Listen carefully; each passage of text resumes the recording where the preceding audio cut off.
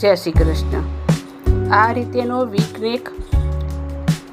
કેવી રીતે બને છે હું તમને બતાવું. આ રીતે સેન્ટર મિલાવી દેવાનું અને આ એનું મિડલ પોઈન્ટ.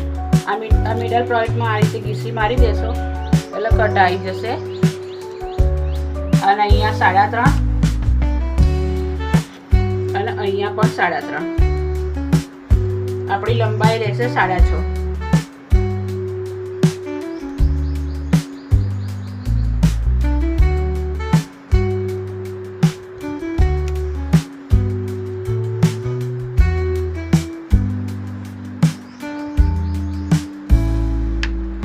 અને આ રીતે શેપ આપી દેવાનો વી આકારનો.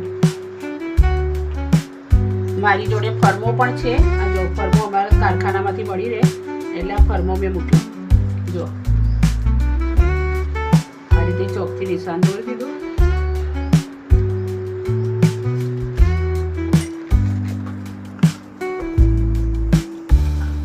અને પછી અંદરની સાઈડ જ કાપવાનું, બહારની સાઈડ નહીં કાપવાનું. આ અંદરની સાઈડનું કાપ્યું ઘણું.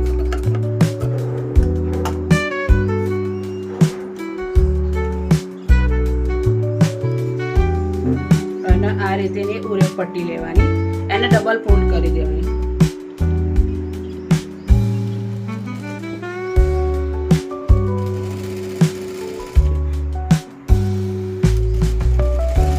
જ્યારે આપણું મિડલ પોઈન્ટ આવે ને ત્યાં એક ચપટી લઈ લેવાની, એક નાની આ રીતે મૂકીને અને ત્યાં વી શેપ આપી દેવાનું.